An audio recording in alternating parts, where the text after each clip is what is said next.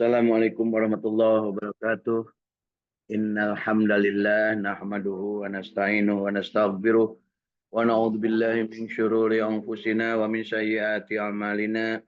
May yahdihillahu fala mudhillalah wa may yudlil fala hadiyalah. Asyhadu an la ilaha illallah wahdahu la syarikalah wa asyhadu anna Muhammadan abduhu wa rasuluh. Allahumma shalli ala sayyidina Muhammad wa ala ali sayyidina Muhammad. Allahumma shalli ala sayyidina Muhammad wa ala ali sayyidina Muhammad. Allahumma shalli ala sayyidina Muhammad wa ala ali sayyidina Muhammad. Alhamdulillah, hari ini kita berjumpa kembali dalam suasana yang luar biasa, sehat walafiat, diberikan panjang umur, diberikan kesempatan untuk senantiasa mendapatkan keberkahan dalam kehidupan ini, keberkahan dari umur, keberkahan dari ilmu, keberkahan dari amal, keberkahan dari rezeki, keberkahan dari berkeluarga, berpasangan, dan keberkahan dari komunitas, serta keberkahan dari apapun, dimanapun, kapanpun kita berada, selama kita berada di dunia ini. Masya Allah, tabarakallah, dalam kehidupan ini kita selalu diwarnai dengan berbagai peluang untuk senantiasa mengisinya dengan penuh kesabaran, dengan penuh kesyukuran, dengan penuh keikhlasan, dan dengan penuh rasa penyesalan ketika kita berbuat salah dan dosa, dengan kita bertobat kepadanya. Kita tentunya mengevaluasi diri kita sampai dengan posisi saat ini, umur kita sudah bertambah lagi dari hari kemarin 1 hari, dari bulan kemarin 1 bulan, dari tahun kemarin kita bertambah 1 tahun. Yang menjadi catatan, apakah dengan bertambahnya umur, bertambah pula amalan kita. Dengan bertambahnya umur, apakah kita juga mendapatkan kesempatan untuk senantiasa meningkatkan kualitas keimanan kita, kualitas ibadah kita, dan kualitas penghambaan kita, serta kualitas silaturahim kita. Mudah-mudahan kesetiaan kita untuk tetap berada di jalan yang lurus diberikan oleh Allah Subhanahu wa taala petunjuk dan diberikan kesempatan untuk istiqomah berada di dalamnya. Kita buktikan rasa bahagia kita dengan mengungkapkan dalam sebuah kalimat, raditu billahi robba wa bil islami dina wa bi Muhammadin nabiyya wa rasula rabbi zidni ilma warzuqni fahma. Mudah-mudahan kita termasuk yang diberikan kesempatan untuk senantiasa meningkatkan kualitas ilmu, dan ilmunya itu ilmu yang manfaat dan barokah. Allahumma inna nas'aluka ilman nafi'an, Allahumma inna nas'aluka rizqan thayyiban, Allahumma inna nas'aluka amalan mutaqabbalan, Allahumma inna nas'aluka bihusnil khatimah, Allahumma inna nas'aluka ridhaka wal jannah, wa na'udzubika min syahwatika wan nar. Allahumma innaka afuwun karim, tuhibbul afwa fa'fu anna ya karim. Mudah-mudahan kita juga termasuk orang yang disebut oleh Allah Subhanahu wa taala memiliki nafs yang mutmainnah, kalbu yang tenang, yang tentram, yang senantiasa menghambakan diri hanya kepada Allah Subhanahu wa taala, dan kita senantiasa menjadikan kehidupan ini sebagai semuanya ibadah penghambaan diri kepadanya. Karena Allah Subhanahu wa taala menciptakan makhluk, menciptakan kita semua manusia dan jin itu hanyalah untuk beribadah, mengabdi kepadanya. Wa ma khalaqtul jinna wal insa illa liya'budun. Ternyata kita diciptakan itu hanya dengan satu tugas, yaitu untuk mengabdi atau beribadah kepadanya. Kita juga berharap dijadikan Allah Subhanahu wa taala orang yang senantiasa mengabdi dan berharapnya dengan penuh kesungguhan, dengan penuh keikhlasan, dan kita termasuk yang disebut dalam surat Ali Imran ayat 102. Allah Subhanahu wa taala menegaskan, a'udzubillahi minasyaitonirrajim. Bismillahirrahmanirrahim. Ya ayyuhalladzina amanu taqullaha haqqa tuqatih wa la tamutunna illa wa antum muslimun. Wahai orang-orang yang beriman, bertakwalah kepada Allah dengan sebenar-benarnya takwa dan janganlah kamu mati kecuali sebagai orang-orang yang muslim. Tentunya kita juga berharap dijadikan orang yang muslim yang paripurna, muslim yang mukmin dan mukmin yang muhsin, muslim yang mukmin yang muhsin, muhsin yang mukhlis, dan tentunya kita berharap juga menjadi orang yang muslim, muslim yang mukmin yang muhsin, muhsin yang mukhlis, mukhlis yang muttaqin, dan muslim yang mustaqim, yang istiqomah. Mudah-mudahan kita juga termasuk manusia yang dipilih oleh Allah Subhanahu wa taala untuk menjadi abdinya, dikumpulkan nanti kelak di akhirat dengan dipanggil dengan panggilan indah, ya ayyatuhan nafsul mutmainnah irji'i ila rabbiki radiyatan mardiyah wadkhuli fi ibadi wadkhuli jannati. Tentunya untuk hal ini tidak mudah dan manusia sudah masing-masing diberikan qadar dan takdir Allah Subhanahu wa taala, dan kita tentunya semaksimal usaha kita. Dan ketika kita berusaha, jangan lupa Allah lah yang akan membimbing semuanya, Allah lah yang akan memberikan segala sesuatunya untuk bekal kehidupan kita dan bekal pengabdian kita. La yukallifullahu nafsan illa wus'aha.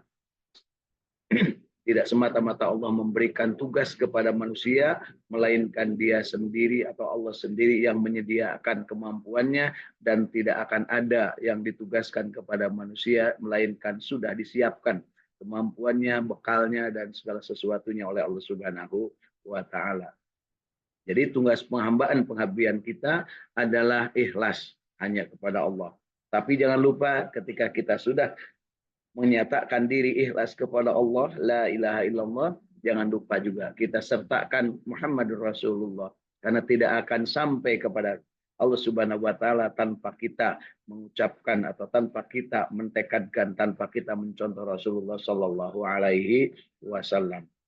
Lengkaplah sudah syahadat kita, asyhadu an la ilaha illallah wa asyhadu anna Muhammadar Rasulullah. Allah Subhanahu wa taala menurunkan Al-Qur'an sebagai pedoman bagi manusia. Ayat demi ayat diturunkan kepada Rasulullah Sallallahu Alaihi Wasallam, dan ketika diamalkan oleh Rasulullah, kemudian disatukan dalam sebuah kitab namanya Kitab Suci Al-Quran, dan itulah yang menjadi pedoman bagi manusia. Hudal linnas wa bayyinatin minal huda wal furqan. Sehingga manusia itu akan hidupnya selalu dalam berkeseimbangan, selalu dalam berkecukupan, selalu dalam keadaan yang mampu membedakan mana baik, mana benar, mana salah, dan juga mana yang jelek. Ya, yang jelek, yang benar, yang baik, yang buruk, semuanya akan terang benderang dengan menggunakan metode pemanfaatan kitab suci Al-Quran secara sempurna. Siapa yang mengamalkan kitab suci Al-Quran secara sempurna, itulah Rasulullah Sallallahu Alaihi Wasallam. Dan beliau mencontohkan kepada kita, laqad kana lakum fi Rasulillah uswatun hasanah. Allah yang menegaskan bahwa Nabi Muhammad SAW adalah contoh teladan. Dan ketika beliau memberikan teladan, beliau memberikannya secara teladan dalam perbuatan, memberikannya petunjuk secara lisan, dan juga membiarkan sesuatu yang terjadi secara baik. Dan beliau tentunya memberikan optimisme, memberikan harapan bahwa yang namanya kehidupan akan berakhir dengan kematian, dan kematian itu nanti akan dipertanggungjawabkan apa yang sudah kita lakukan selama berada di dunia kita. Maka ketika kita beribadah, ketika kita melaksanakan kehidupan ini, tekadkan bahwa agama kita Islam, Rasul kita Nabi Muhammad SAW, dan beliau memberikan petunjuk sebaik-baik manusia adalah yang paling banyak manfaatnya bagi manusia yang lainnya. Khairun nas anfa'uhum linnas. Dan sebaik-baik manusia adalah yang panjang umurnya dan soleh amalnya. Baik-baik manusia adalah yang panjang umur dan soleh amal. Mudah-mudahan Allah Subhanahu wa taala menjadikan kita manusia yang panjang umur dan juga amalnya baik, amalnya soleh. Untuk bisa bermanfaat, untuk bisa dipanjangkan umur dan disolehkan amal, tentunya Rasul juga memberikan petunjuk kepada kita semua. Khairukum man ta'allamal Qur'an wa 'allamah. Sebaik-baik kalian, perbuatan kalian adalah belajar Al-Quran dan mengajarkannya. Untuk belajar dan mengajarkan tentunya tahapannya harus dilalui dari menyambung-nyambungkan huruf berupa membacanya, kemudian kita mencoba memahaminya, kemudian kita mengamalkan yang sudah kita mampu, kemudian kita menikmatinya, dan pada saatnya kita mengajarkannya. Jadi mengajarkan itu tahapan setelah kita menikmati ajaran. Dan mengajarkan itu setelahnya kita menikmati, dan menikmati itu hanya akan bisa kalau kita sudah mengamalkan. Dan mengamalkan itu bisa benar kalau kita sudah menghayati dan kita sudah memahami secara benar. Dan mengajarkan juga akan bisa benar kalau sudah menikmati, kemudian mengamalkan, kemudian juga kita memahami dengan benar dan kita membacanya. Tanpa membacanya tidak mungkin kita bisa memahami. Tanpa memahaminya kita tidak mungkin bisa mengamalkan. Tanpa mengamalkan mungkin kita tidak mungkin bisa untuk mengajar, menikmatinya. Dan tanpa menikmati kita tidak diperkenankan untuk mengajarkannya. Karena akan menjadi kemurkaan Allah ketika seseorang yang menyampaikan, seseorang yang mengatakan sesuatu yang tidak dia kerjakan. Nah, disebutkannya bahwa Allah sangat murka kepada manusia, orang yang mengajarkan tetapi dia tidak melakukan. Ya, kabura maqtan indallah, kemurkaan Allah kepada manusia yang mengajarkan tapi dia tidak mengamalkan. Itulah yang mungkin harus jadi pedoman kita. Yang jadi catatannya, apakah mengamalkan itu harus semuanya? Apakah mengajarkan harus semuanya? Ternyata Rasulullah SAW memberikan pedoman, balighu ani walau ayah. Sampaikan dariku meskipun hanya satu ayat. Artinya, jangan nunggu kita pintar seluruh ayat-ayat Al-Quran. Jangan nunggu kita pintar satu juz atau satu surat. Yang sudah kita yakini, yang sudah kita baca, yang sudah kita amalkan, dan sudah kita nikmati, segera sampaikan. Contoh kecil ketika kita mengalami dalam kehidupan ini bahwa yang namanya melaksanakan kebiasaan untuk membaca basmalah ketika akan melakukan perbuatan apapun, maka pada saat itulah kita akan memahami bahwa yang namanya manusia dengan berbismillah, dengan menyebut nama Allah, maka akan mendapat kenikmatan. Sehingga kita menyampaikannya meskipun hanya dengan mengajarkan basmalah kepada orang di sekitar kita. Mengajarkan menyebut nama Allah kepada anak-anak kita, kepada cucu-cucu kita. Tentunya ini tidak mudah karena setiap sesuatu perbuatan yang baik pasti akan ada tentangan atau godaan. Nah, untuk hal tersebut maka kita perhatikan semua ini adalah karena kita berniat untuk menjadikan yang terbaik dalam kehidupan kita semua. Mudah-mudahan kita termasuk yang mampu menjalankannya dan juga kita mampu mengevaluasi diri. Nah, pada saat kita bertanya kepada diri kita sendiri, baca sudah, tetapi untuk bisa memahaminya kan saya tidak bisa bahasa Arab, tidak menguasai bahasa Arab. Siapa yang memerintahkan untuk paham Al-Quran harus paham bahasa Arab? Tidak ada. Tetapi ketika kita memahami bahwa Al-Quran itu diturunkan dalam bahasa Arab, maka setidaknya kalau kita beriman kepada Allah, kita ikuti apa keinginan Allah. Dan Allah menginginkan bahwa kita memahami, ya, bukan menjadi penguasa bahasa Arab, bukan, tapi memahami apa yang dijadikan misi daripada kata-kata dalam bahasa Arab tersebut. Jangan lupa, jangan sampai ada anggapan bahwa wah, kalau nggak bisa bahasa Arab nggak mungkin bisa mengamalkan Al-Quran. Bukan begitu. Al-Quran ini adalah untuk seluruh manusia. Dan pasti kalau untuk seluruh manusia Allah memberikan ke dalam kehidupan kita ini berbagai cara untuk mencapainya. Bagi yang tidak menguasai tentunya silahkan untuk belajar. Tetapi jangan lupa, jangan terlena menguasai bahasa tapi tidak menguasai isinya. Mengapa demikian? Jangan lupa Abu Lahab, Abu Jahal itu orang Arab. Asli Arab, bahasanya Arab. Tapi tidak tercatat dia mengimani Al-Quran. Ya, jadi ini harus perhatikan oleh kita bahwa untuk bisa beragama itu tidak mesti menguasai bahasa Arab. Tetapi untuk bisa memahami tentunya diperlukan alat dan alat itu bernama bahasa.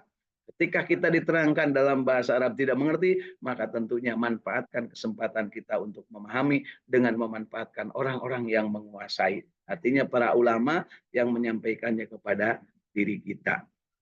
Nah, untuk hal-hal semacam tersebut jangan sampai, intinya jangan sampai menghalangi kita untuk terus-terusan belajar. Sehingga kita akan tertutup dengan kelakuan kita sendiri. Terlalu banyak alasan, terlalu banyak atuda ketika disuruh untuk berbuat atau disebut untuk berlaku sesuatu yang harus dilakukan. Ingat, Allah Subhanahu wa taala juga telah memberikan kepada kita pedoman, fa'alhamaha fujuraha wa taqwaha. Telah diilhamkan kepadamu perbuatan yang jelek dan perbuatan yang baik. Diilhamkan artinya apa? Disuruh bagi kita itu mampu memahami mana baik, mana buruk. Dan tentunya kita, kecenderungan kita apakah memilih yang baik, apakah memilih yang buruk, dan itu adalah masing-masing diri sudah disiapkan oleh Allah Subhanahu wa taala di dalam diri. Tidak perlu kita untuk bisa berbuat baik terus harus kursus bahasa Arab dulu. Tidak perlu untuk bisa menguasai sesuatu pekerjaan dengan baik dan mengabdi kepada Allah terus harus pintar bahasa Arab dulu. Ingat, ini sebuah tatanan yang harus kita jadikan pedoman. Karena apa? Kalau seandainya harus menguasai bahasa Arab dulu, maka bagaimana orang-orang tua dulu yang tidak mampu untuk belajar, tidak punya kesempatan untuk belajar, tidak punya kesempatan untuk memperoleh pendidikan secara benar dalam bahasa yang dimaksudkan adalah bahasa Arab. Dan juga bukan hak monopoli orang-orang yang bisa bahasa Arab ataupun yang melalui pendidikan pesantren yang bisa menguasai atau menjalankan agama. Ingat, bukan itu. Karena tidak sedikit orang-orang yang belajar dan sampai pintar bahasa Arab, malah mungkin mereka akan menyelewengkan kitab-kitab dengan caranya sendiri. Bahkan tidak sedikit yang menjual ayatnya dengan kepintarannya, kemudian dia mengibuli, membohongi orang, sehingga dia menjual hal-hal yang sebenarnya tidak seperti itu. Jadi kembali ditegaskan, untuk menjadi orang yang mengamalkan agama Islam tidak menjadi ukuran bisa menguasai bahasa Arab. Karena bukan itu ukurannya. Nah, ukurannya apa kalau begitu? Nah, ukurannya ternyata di antara saling satu manusia dengan yang lain itu adalah untuk berta'aruf, lita'arofu. Dan Allah Subhanahu wa taala menegaskan yang paling baik, yang paling mulia di sisi Allah bukan yang paling pintar, bukan yang paling kaya, bukan yang paling berkuasa, bukan juga yang paling ganteng atau paling cantik. Yang paling mulia di sisi Allah adalah inna akramakum indallahi attaqakum. Orang yang mulia di sisi Allah adalah orang yang paling takwa. Takwa ini dimiliki oleh siapapun tanpa harus pintar, tanpa harus kaya, tanpa harus ganteng, tanpa harus cantik, tanpa harus memiliki kemampuan atau berkuasa ataupun menjadi pejabat. Ketakwaan diilhamkan kepada Allah, kepada kolbu masing-masing. Fa'alhamaha fujuraha wa taqwaha. Diilhamkan kepada Allah. Sudah tersedia di dalam diri kita. Yang jadi masalah, apakah kita cenderung untuk bertakwa atau cenderung untuk fujur atau berbuat jahat. Ini sudah jadi ketentuan Allah Subhanahu wa taala. Jadi kembali kepada diri kita, kita tegaskan jangan melihat sesuatu dari aksesorisnya, dari ilmunya, dari pandaiannya, dari kegantengannya, dari kecantikannya, dan dari harta serta jabatannya. Tapi ketakwaan itu diilhamkan oleh Allah Subhanahu wa taala. Kemudian kita juga harus memahami bahwa yang namanya hidup itu ada mulainya dan ada akhirnya. Dan hidup di dunia adalah lanjutan dari kehidupan manusia dari sisi Allah Subhanahu wa taala di alam ruh, kemudian oleh Allah Subhanahu wa taala disimpan di rahim ibu kita menjadi alam rahim, kemudian lahir ke dunia, di alam dunia ini umurnya diberikan ketentuannya, ditakdirkan oleh Allah Subhanahu wa taala, ada qada dan qadar dari umur, ada qada dan qadar dari rezeki, ada qada dan qadar dari nasibnya. Nah, tentunya dalam kehidupan ini kita mainkan. Akan berakhir kehidupan ini dengan kematian. Dan itu adalah di dunia. Sedangkan nanti setelah dunia akan ada kehidupan yang namanya alam, yaitu alam barzah. Di alam barzah itulah manusia akan diberikan kesempatan oleh Allah Subhanahu wa taala untuk menunggu saat-saat alam akhirat. Ketika menunggu itulah masing-masing orang akan diberikan kesempatan untuk menikmati sesuai dengan kadar hidupnya selama di dunia. Disebut menikmati ada dua kemungkinan. Nikmat yang namanya nikmat rahmat atau nikmat yang namanya nikmat azab dari Allah Subhanahu wa taala. Dua-duanya nikmat. Kenapa? Tidak bisa keluar dari tempat itu. Keluar kembali ke dunia tidak bisa, ke akhirat belum nyampe. Jadi di situ terjadi sebuah pertanggungjawaban sementara sebelum mencapai ke hari akhirat. Dan nanti di hari akhirat, di alam akhirat nanti kita akan dipertanggungjawabkan apa yang diperbuat di dunia ini untuk kemudian dihisab, ditimbang di dalam mizan, kemudian dari timbangan amal itu diputuskan apakah ada di surga, apakah ada di neraka. Dan itulah yang namanya qada, qadar dan takdir Allah Subhanahu wa taala. Tetapi yang harus menjadi perhatian kita tentunya karena kita ini melalui dunia dan sekarang ada di dunia, apakah kita akan ditakdirkan dalam keadaan baik? Apakah kita ditakdirkan dalam keadaan tidak baik? Semuanya sudah ditentukan tetapi kita tidak tahu. Kita akan mati di mana, kita akan mati dengan cara apa, kita akan mati di umur berapa, kita akan mati diapain oleh manusia yang hidup. Nah, untuk hal itulah maka kita perlu berikhtiar mengakhiri hidup ini dengan keadaan yang terbaik. Mengakhiri hidup bukan berarti bunuh diri. Mengakhiri hidup adalah menutup kehidupan kita dengan keadaan yang apa yang kita inginkan, apa yang kita maui. Ada sebuah kisah yang menyebutkan bahwa Rasul itu mengatakan manusia itu akan mati sesuai dengan kebiasaan. Kebiasaan artinya sesuai dengan kenikmatannya hidupnya dia. Kalau nikmatnya selalu tidur, maka kecenderungannya akan mati dalam keadaan tidur. Kalau nikmatnya dia goes, maka kecenderungannya akan mati setelah dia menikmati goesnya.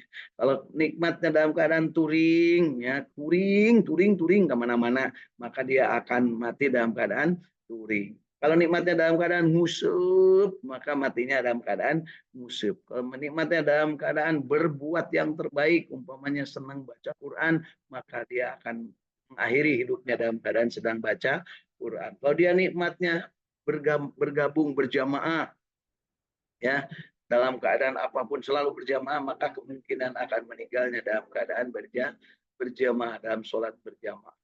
Itu semua bisa direncanakan dan diberikan petunjuk oleh Rasulullah SAW. Maka kita akan tahu nikmat kita itu akan berakhir dengan apa. Karena yang namanya nikmat itu adalah namanya kematian itu adalah berakhirnya kenikmatan dari Allah Subhanahu wa taala. Mudah-mudahan kita yang dipilih oleh Allah Subhanahu wa taala untuk selalu membuat kebiasaan-kebiasaan baik, selalu memanfaatkan kesempatan untuk beramal soleh, beramal baik, dan selalu kita menginginkan kepada Allah untuk diwafatkan husnul khatimah. Ini di tangan saya ini ada sebuah buku kecil yang judulnya Meraih Husnul Khatimah. Bukunya kecil tapi isinya alhamdulillah. Mudah-mudahan kita termasuk yang bisa mendapatkan kesempatan untuk seperti yang kisahkan dalam buku ini tentang bagaimana kita ini mampu untuk menata diri, ya, memandu diri, membimbing diri untuk senantiasa berada di jalan yang benar dan kita termasuk kategori manusia yang diwafatkan husnul khatimah. Di buku ini disebutkan bahwa husnul khatimah itu tanda-tandanya ada yang bisa kita kenali. Artinya yang mengenali itu siapa? Yang hidup.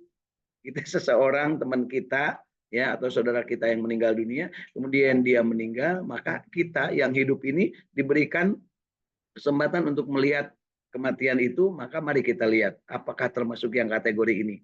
Sekaligus juga kita evaluasi diri. Mudah-mudahan kita suatu saat meninggalnya dalam keadaan yang seperti itu. Jadi harus menjadi tekad, harus menjadi keinginan dan optimisme kita bahwa kita ingin belajar metodologi merencanakan diri untuk husnul khotimah dengan cara menemukan seperti apa karakter atau ciri-ciri manusia yang meninggalnya husnul khotimah.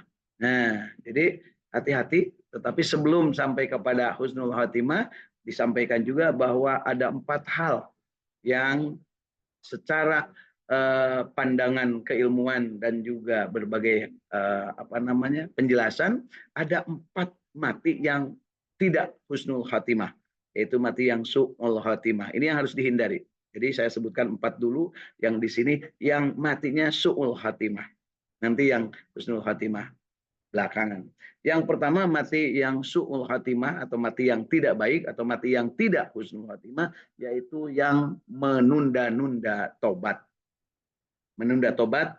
Tobat itu seperti apa? Yang paling gampangnya beristighfar. Yang paling gampangnya juga kita melakukan upaya perubahan diri, menyesali dan kapok untuk tidak berbuat lagi, beristighfar. Dan tentu saja taubat ini berbagai caranya, berbagai metodenya.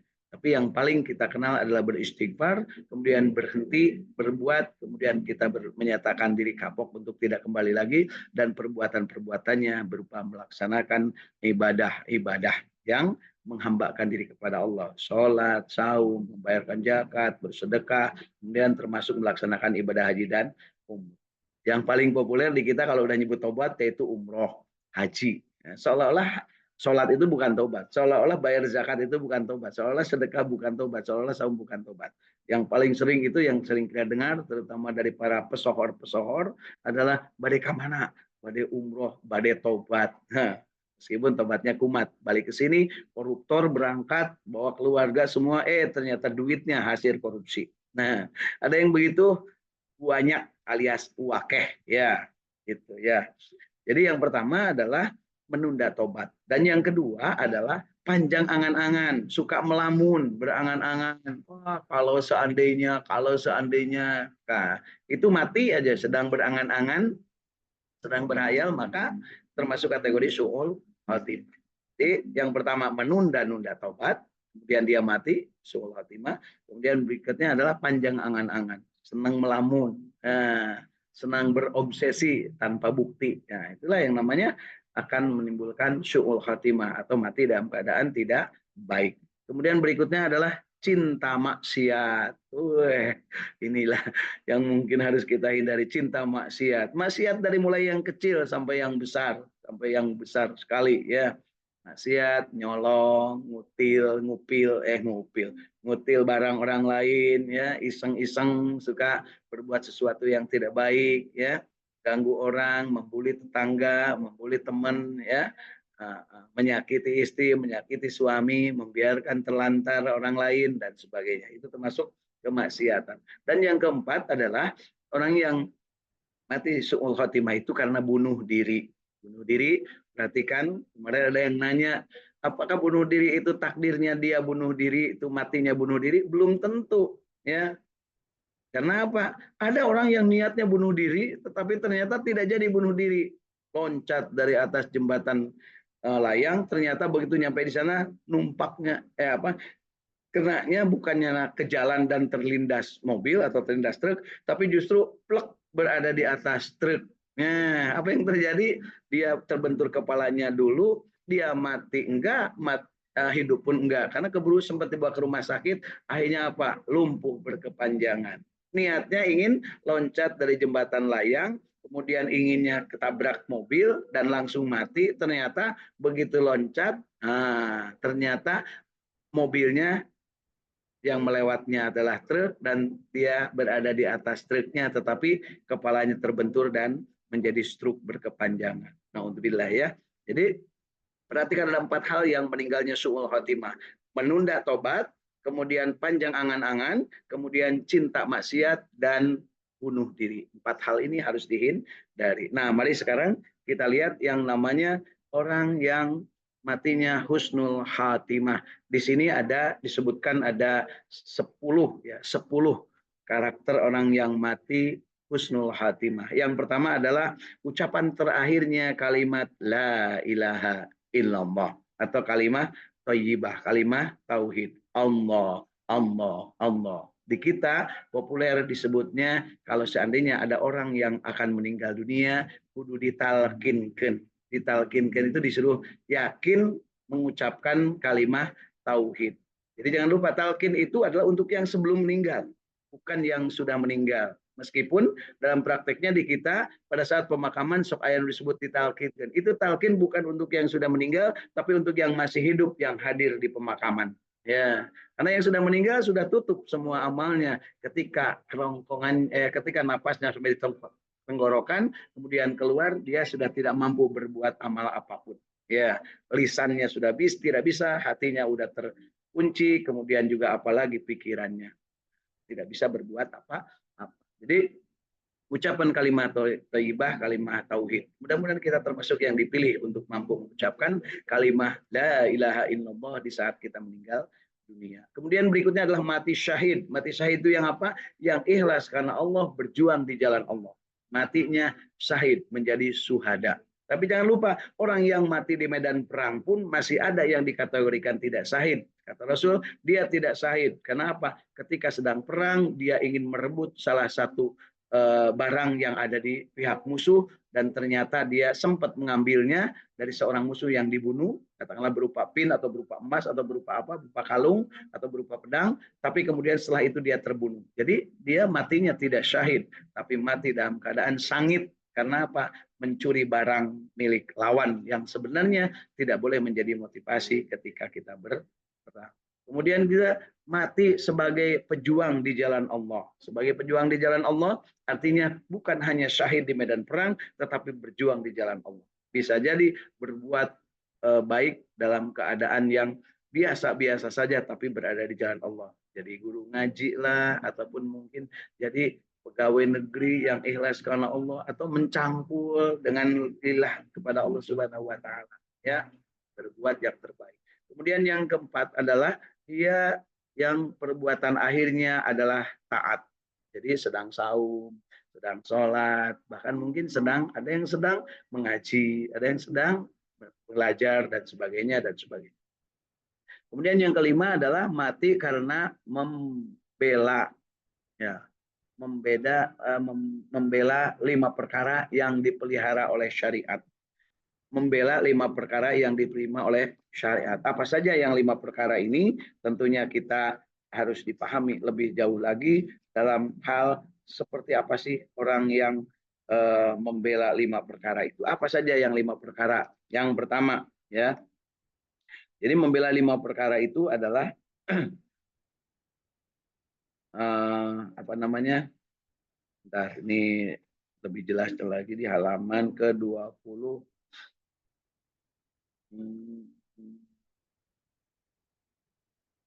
Perbuatan ada taat kepada Allah, ke perbuatan yang mati karena membela 5 perkara, yaitu membela syariat, ya, yaitu agama, jiwa, harta, kehormatan, dan akal.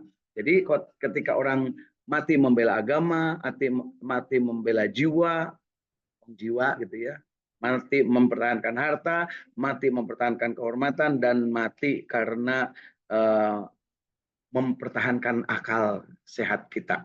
Ya. Itu yang disebut mati karena perbuatan akhirnya itu kematiannya membela 5 perkara yang dipelihara oleh syariat. Ya. 5 perkara itu adalah tadi ditegaskan agama, jiwa, harta, kemudian juga namanya supaya di sini ditegaskan tentang mati yang membela syariat itu adalah mati yang karena membela agama, mati karena membela jiwa, ya, mati karena membela kehormatan, mati karena membela akal atau membela perkara itu mempertahankan argumen, dan mati karena harta. Mudah-mudahan kita termasuk yang terpelihara, ya, dan berusaha untuk mati membela 5 hal tersebut.